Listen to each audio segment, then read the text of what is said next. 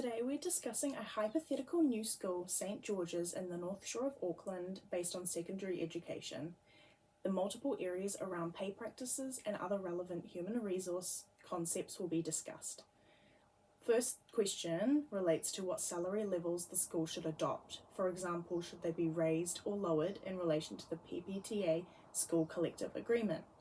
Personally, after doing research and seeing that the rates for the following school year, which are slightly increased from the current year, become effective on the 2nd of December this year and range from $61,000 to $103,000 approximately for all qualified teachers based on their levels of experience and personal qualifications they bring to the table.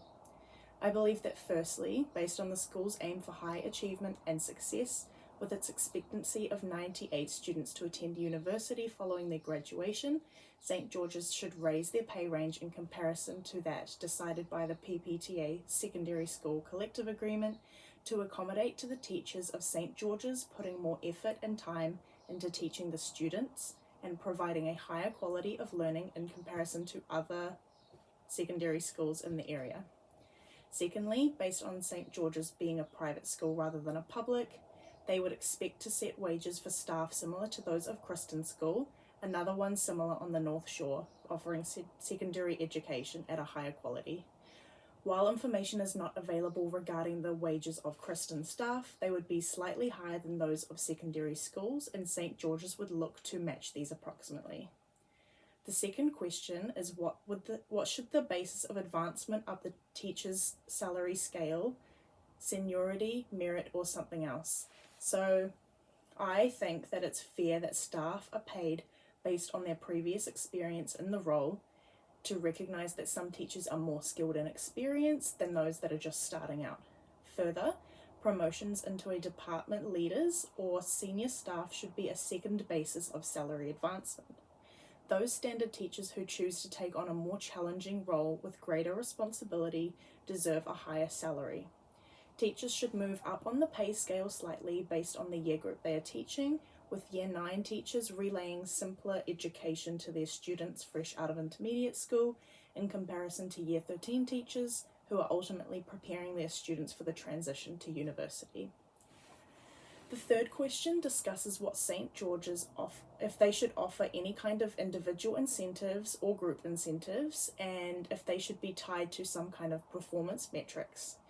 I believe that a great incentive to offer staff or a handful of staff would be a reward for them for the highest achieving class. This focuses heavily on the school's values and aims for high academic achievement and their no failure policy. I think incentives such as this would encourage those staff to really put their everything into providing proper and high standard education to this new emerging generation of young adults, and they would gain something in return.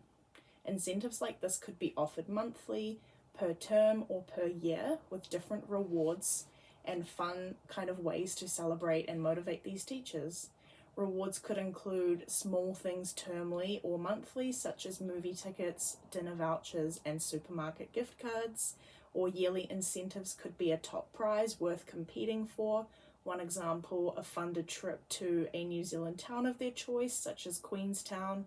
with flights and standard accommodation paid for and a little bit of spending money included. That would be the best way to relax and unwind after the long school year and really get those teachers competing to get their class doing the top and doing the best.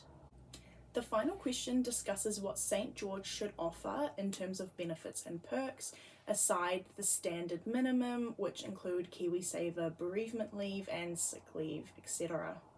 So for St George's, teachers obviously want to feel appreciated and taken care of, and I think that it would be best for the school to really provide them with more staff perks than the bare minimum, as the large majority of employers in New Zealand provide these types of perks in the current times, especially if we relate back to our other school, Kristen on the North Shore, who provide gym memberships and health insurance, wellbeing support, and access to school nurses, physios, and counselling, alongside discounts for the tuition of their own children. It is important that the staff are well recognised for their efforts, and I feel that a small portion of the large school fees of $30,000 could definitely go towards assisting in providing these perks for staff and would ultimately lead to staff loyalty and staff retention in the long run.